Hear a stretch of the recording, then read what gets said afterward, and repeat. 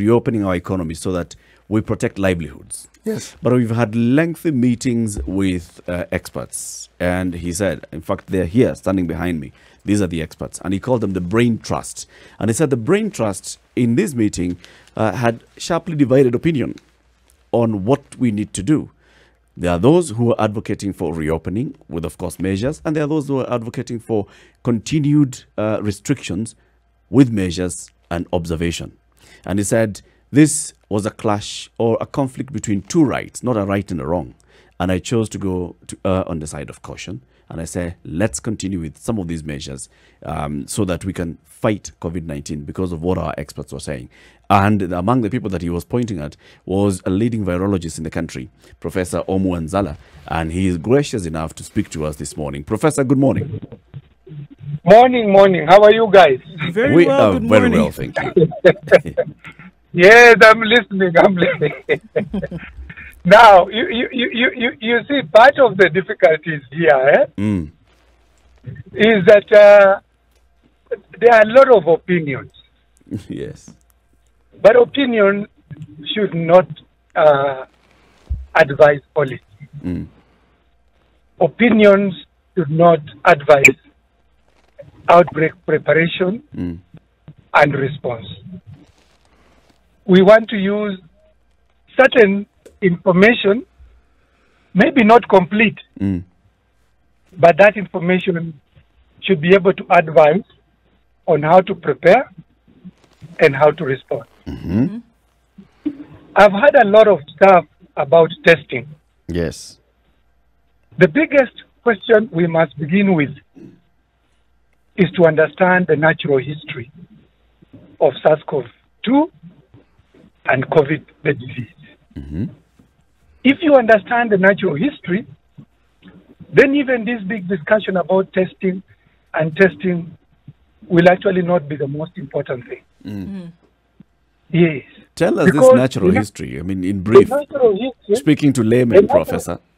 Yes, that is the whole issue. All right. Because testing is just part of the outbreak response. There are so many layers that we need to put in place. The natural history is that all of us are susceptible. All of us. Yep. We know, we take that, but all of us are susceptible because this infection is spread through contact. You are near somebody who is breathing, who is coughing, and is secreting virus in the upper respiratory tract. The longer you stay with them, the higher the chance you are going to get infected. Once you get infected, it takes about 3 or 4 or 5 days for the virus to take hold. And within that period of time, you now begin, maybe by the 8th day, you may come down with fever. But between day 5 and maybe day 10, you are capable of infecting others, even if you don't have any signs and symptoms of fever. Then thereafter, for those who get very, very severe, then they end up with respiratory infection. Majority survive. And then by day 14 or 15, some people up to day 21, they stop secreting the virus. So the natural history also tells us that children, to some extent, get infected, but they are less susceptible to disease. Natural history also is telling us that the elderly and those with comorbidities are those who appear with severe disease. So once we know all of these things, and then we ask ourselves, what is our demography? What is our population density? What is the contact of normal Kenyans on a normal day and a normal situations? How many people are you, for example, likely to come up with? And then we realize the people you are likely to come up with most of the time are people you work with and the people you live with at home. So this disease is a cluster.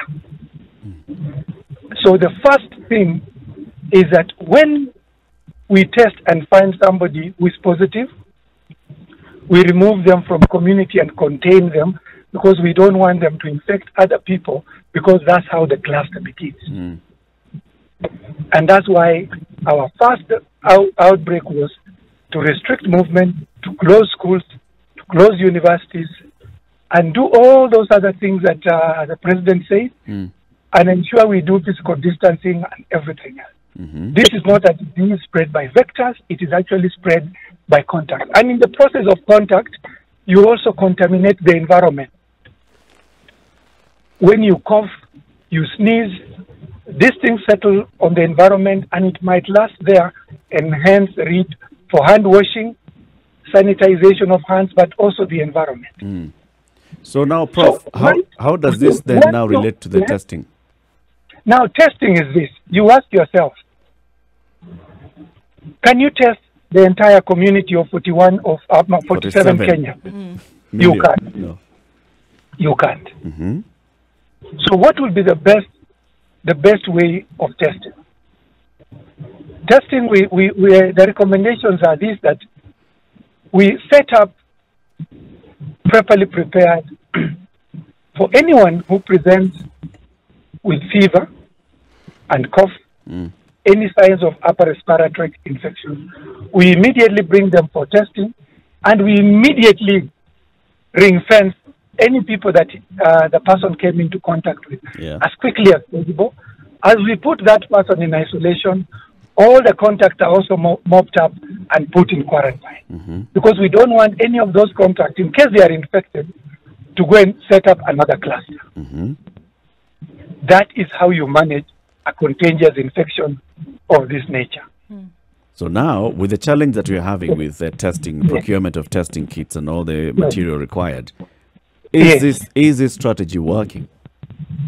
You know, the strategy to some extent is working, but there have been a few lapses in terms of proper decision making, which we are definitely going to revisit and put it back to normal. First of all, as we test, as I've said, as we test, we are also sensing the environment. So that if we see that there are so many clusters coming from a particular area, we label that area as a hot zone, and we can now ring-fence that area and lock it out. Exactly what we did in Nairobi, when we restricted Nairobi, when we restricted Mombasa, and even within Nairobi, when we restricted Eastleigh and Old Town Mombasa. It is all remote sensing. It is all giving us information that we are getting a lot of clusters from here. So we lock it up to ensure that nobody comes out from there to go and set up another cluster. Well, Dr. we see that if we can see that this is the pattern that it's taking, cluster forms, but then we've also seen that as these clusters form and essentially are shut down, and that seems to be taken care of, we have another one mushrooming somewhere else. I mean, just giving the example of Nairobi, where we saw that it was Eastleigh, for example, once, and then before Eastleigh was Kawangware, and then went to Eastleigh. Eastleigh kind of quieted down, and then we saw Kibra opened up, and then we saw Langata opening up. If this is a pattern that has been established, isn't this something that we're likely to see more of moving forward? And could this be then what influenced the decision to keep going? What do you mean by to keep going? Well, to keep going in terms of keeping things shut down. Yes, you see, what informed us is that there are the criteria the president cited, the three things the president cited about that you have to be able to for one, to see that you have declining numbers. You must be able to test all the hotspots. You must be able to isolate. You must be able to quarantine. You must be able to contact trace. And then in all these things, all your minimums in terms of hand washing, sanitization, physical distancing, all these things must be in place. And we want to be them in place to the tune of 80 to 90%. So that when we begin to open, these things are working at 80 to 90%. This infection will simmer on for a while. But if so long as it simmers and as people get infected, we are able to quickly get at them, we are able to quarantine, we are able to contact trace, then health-wise we shall manage, and the economy will actually. Okay, so let's take one of those minimums that you speak of, which is testing, because we've been talking about it. Let's go back to that. If there is a shortage globally and we don't get what we need, how then are we able to meet one of these minimums, which you say is very critical in this entire thing, right? Yeah. It is critical. We've only been able to test 90,000 in the country, right? Yeah. And it is a minimum in order to get this thing, under wraps.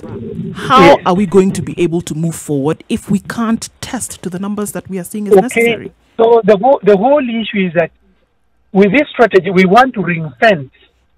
When assays come, when tests come, we want to ring fence those assays so that they go to the major issues that I've outlined here that are critical for controlling this outbreak.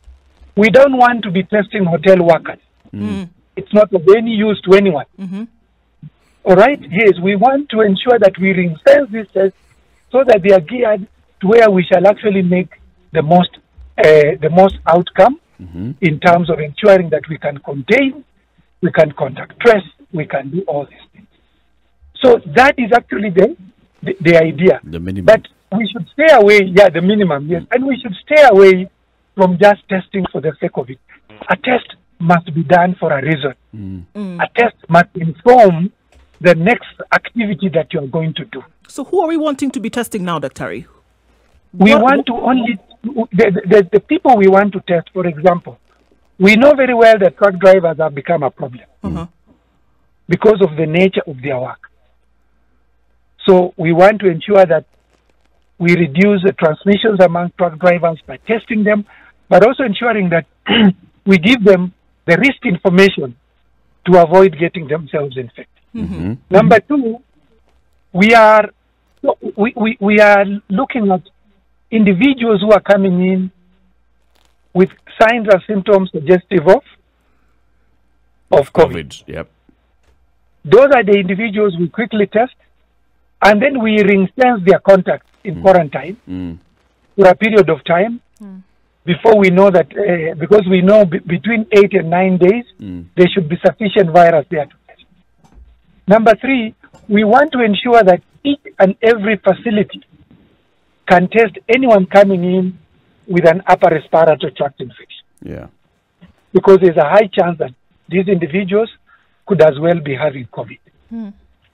All right? And then we want to be able to notice that if there's any hotspot through our testing and clustering of these individuals with upper respiratory tract and those who are coming in with COVID, we ring-fence those areas very, very quickly, and we do what we call a point prevalence. And with ring-fencing it and ensuring restrictions, then we know that anybody who was there who was infected will not go out and create another cluster. But within 21 days, they would have recovered. And then even if they are let go, they are not going to infect anyone. That is what is informing us. And that's exactly what we informed the presidency to make those kind of things. It was a hard balance. Clearly, it was a hard one. It was a hard one. So the issue is better safe than sorry. Yes. We will continue this conversation. Just stay on the line, Professor. Prof, one of your contemporaries here, C.T. Muga, has a question to ask you. Yes. Professor Anzala, good morning. Morning, sir. How are you? I'm good under the circumstances. There's something that I wanted to know. There were two, should we say, competing voices on this matter. What I'd like to know is, those who are advocating for opening up the country completely, what was the reason behind, what was the thinking behind that particular push for them? I think the whole issue is issues that the economy is getting a beating. And the whole issue of thinking that the numbers will start going down, which was not the case. And also the fact that they didn't, when we gave out our first modeling data that showed unmitigated, people never saw what mitigation would do. Yeah. We only saw 10,000 by the end of April. Yes, exactly. Yes. But because of what mitigation did, flight restriction, issues of ensuring we restrict movement and what have you.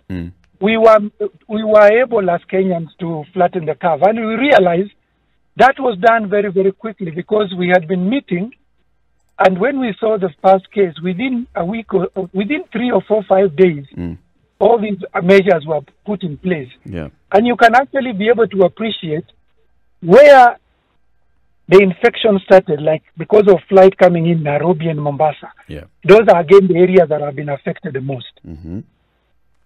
So the thinking now is that, people are looking at that we didn't get 10,000, but we shouldn't get to 10,000. If we did that, then it would have meant that we are the worst planners on earth. a model of this nature is meant for you to plan. So that was worst case scenario. Exactly. Okay, so what was supposed to be the best case scenario according to the model? The best case scenario is actually what we are now trying to look at. Mm-hmm. We have managed to some extent to ensure that we avoid overwhelming the healthcare system. Yeah. We are still having a bit of an issue here and there because eventually now Kenyans again just going back. We don't see people putting on masks. We don't see social distancing done properly. Yeah. There are problems there. That's what we said. Once we open up, there's a lot of clustering in Nairobi and Mombasa. This clustering will move into the countryside. Yeah. And we know also that when we retire, we go to the countryside. Mm-hmm. So that's where we have the elderly. And when you're old, that's when your comorbidities also come up with you.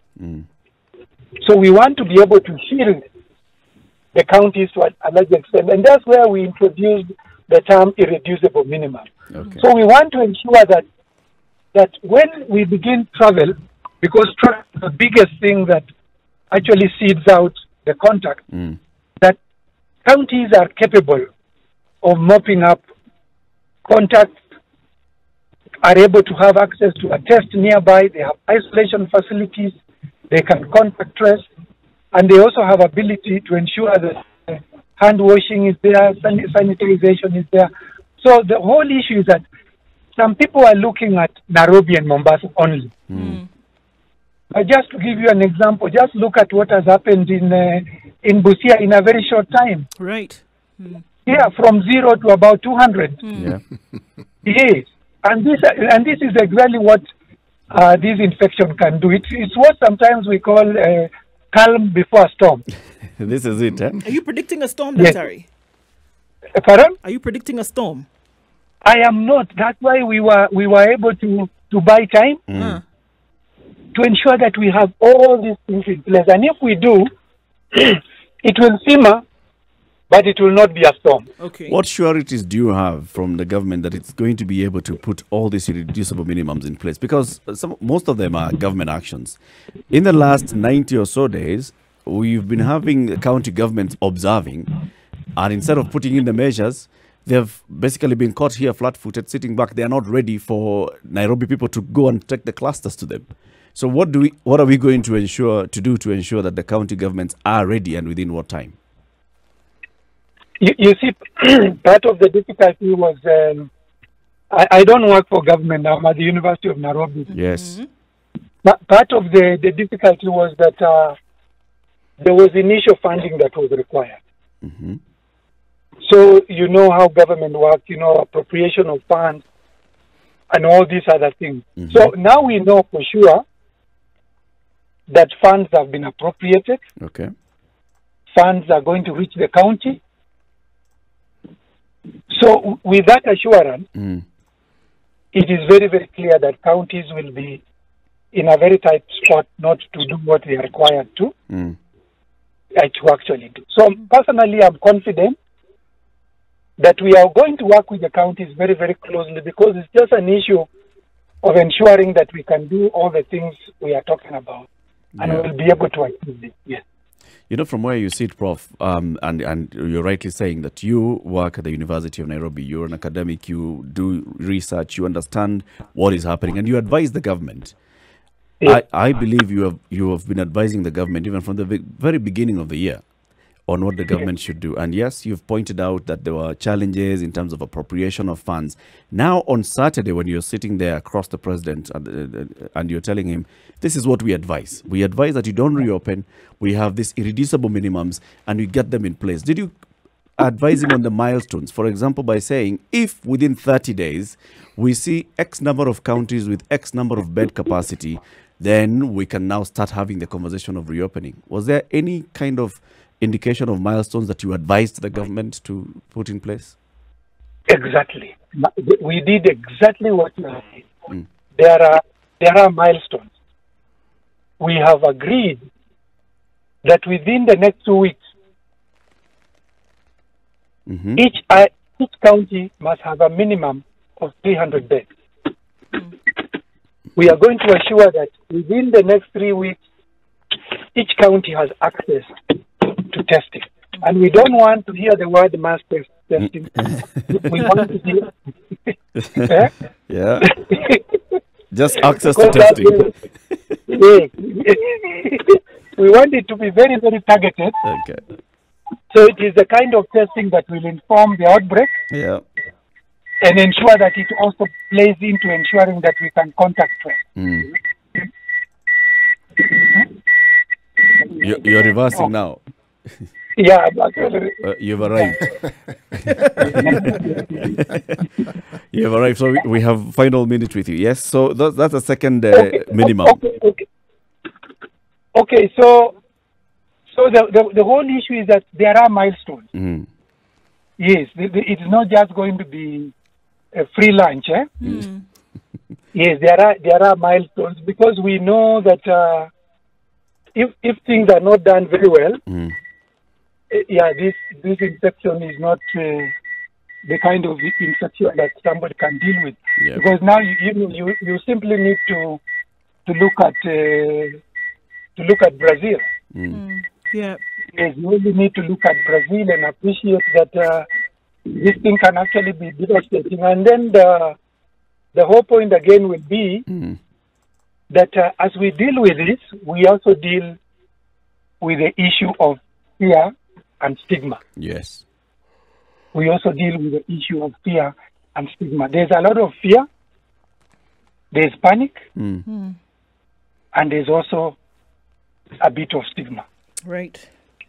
So those are the issues, because we have heard stories, we have done our own remote sensing, and people still tell you, even if you open school, I will not take my kids. Yes. Yes. Many have said that. They call in here and say the same thing. How do we deal with this stigma and fear? I think the whole issue is just to allay anxiety. Okay. And they ensure that we work with the... I work with people all the time because of the research we do. It's always human research. So the whole issue is communicating what I've just told you about the natural history, ensuring that people understand how this infection is, how we get infected, ensuring we understand how people recover. Yeah. So there's been a lot of discussion of who is this asymptomatic.